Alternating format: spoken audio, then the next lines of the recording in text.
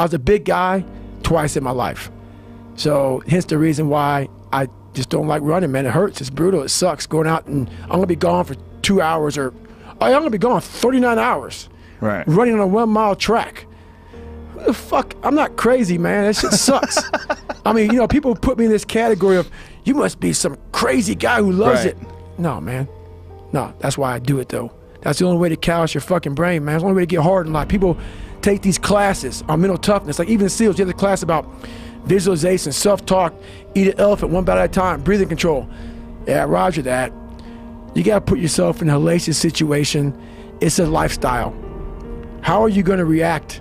How are you gonna react? Like all that training goes out the fucking door when you're in the fucking cold water and you're fucking miserable, and it's the first hour of 130 hours of Hell Week, and that first wave goes over your head, and you're the coldest you've been in your life, and your mind goes from hour 1 to hour 130. All that fucking self-talk and shit, dude, you ain't thinking about that. You think about getting the fuck out of here. But if you live this shit on a daily basis and you know how to calm your mind down, the self-talk will help. All that stuff will help. But usually we react. We have pain, we have suffering, we react. And we react about, get the fuck out of here. We gotta go. It's those people who are able to control that fucking feeling of fucking flight and say, no, motherfucker, there's a way through this. It's not gonna be here forever. I'm not cold right now. I went through 3 of them. I'm not cold now. I'm in a nice warm studio with you. You gotta think about that shit. The shit's gonna end. It's gonna end, but we don't know that. We don't think that. At that time, it's gonna last forever.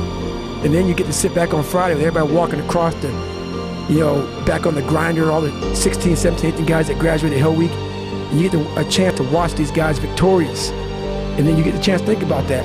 You take that hot, warm shower, first thing that comes to your fucking mind is, why the fuck did I quit? So what keeps me going? I've quit several things. I know what's on the back end of fucking quitting. It's a lifetime of thinking about, why the fuck did I do that? No, I ain't fucking doing that. There's something about talking to a guy like you that a lot of people hope that you're going to say some magic thing that's going to click in their brain. Everybody and it's going to change who they are. Like, what is it? What is the thing? That's why people go to these self-help conferences and they take these classes and they hope that someone's going to say something that changes the way their mind works. It's hilarious to me. It is. It's kind of hilarious to me too. But what is also hilarious is that what you're saying is that you have to do those things. You have to suffer, you have to live in it, you have to be comfortable in it, and then maybe some of that shit will help you a little bit along the way. Period. And when I was a SEAL recruiter, I got invited to MIT. Smart ass motherfuckers there, man. I'm not that. I'm just a good animal. I'm a knuckle dragger. And there was this guy there, I forget his name, and he was like the top head guy. Old white guy, you know, all geniused out. And we were on this panel, and they were asking us all these questions about the mind, mental toughness and shit. He was answering them. I wasn't answering many questions. And I'll never forget, he was just answering them off of theory. He never put his fucking ass in shit. You read a bunch of fucking books, and you think that you know how the fucking mind works and shit. I had gone through hell just a kid, and then all the way up until now. Right. So I know, so that theory is bullshit. Yeah, there's a lot of good stuff out there you can read from people, but I had lived hell. And when you put yourself in hell, that's the only time you can figure out how the fuck to get through that motherfucker. You can't read somebody else's book about some theory on how to do shit. Some guy who sat up in a nice warm office and wrote some book with a nice cup of coffee in the fucking hand. No, I want to see that guy who immersed himself in fucking hell. And he thought about quitting and leaving and his wife and his kids, and why am I here? Is it worth it? All this crazy shit. And still said and found out a way to get through it. So basically that's the bottom line of it all. We all want to read about how we can quickly get somewhere. That's why the 6-minute abs and all sort of shit is so powerful. You may get some results from it, but they're not permanent. The permanent result comes from you fucking, I say it all the time, you have to suffer. You have to make that a tattoo on your fucking brain, so when that hard time comes again, you don't forget it. You may forget it for a second, but you can go back in the cookie jar, I call it. it's something that we've all endured. I call it the cookie jar, and we often forget how hard we are, but you gotta reflect back. Take a couple seconds, reflect. I've been through this, I've been through that. And then remind yourself, I'm a bad motherfucker. And then you can get through that shit. But if you don't believe it, you haven't endured shit, you're just blowing smoke, man. And you're not gonna get through anything. What was this guy saying? Like, what was his theories that he was throwing out there? His theories was about, I forget exactly what it was, but it was something about what the mind does under stress. And how we can't, he said how we can't do something. And I did it. I did what he said we couldn't do. Like, what was he saying you couldn't do? It was something about if you're born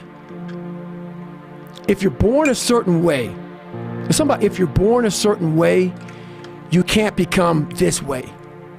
It was totally saying that with who I am now, like I had to be born with some, not genetic power or some gift from God, but I had to have some kind of special gift. I had to have some kind of special gift. And I forget what set me off, but it was like we had to be, to be somewhere, you had to be born with it. What was the concept? And I know what I was born with, and I know the battle that I had in my mind. So when he said it, I just sat there, looked at my face, and somebody in the crowd asked me a question. And I totally contradicted everything he said. And I was like, nah, man, I mean, I fucking know for a fact that you can be this fucked up dude, like really fucked up dude, and with the right mindset. And it sounds so easy with the right mindset.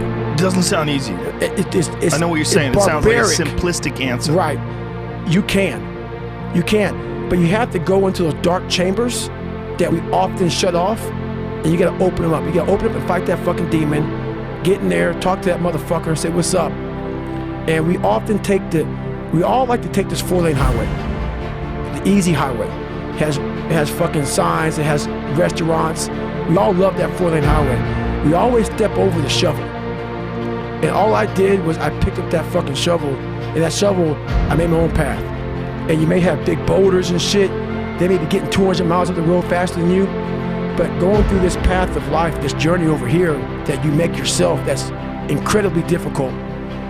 When it comes out the other end of that motherfucker is some glorious shit that you can't even explain to people. And we're afraid. Bottom line is most of us, even the people who have all these theories and shit, it's easier to accept the fact that I'm just not good enough.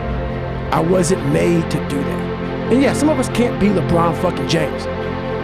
But I'll tell you right now, man, we can do a lot of shit when it comes to this pure arm guts and willpower and getting through shit.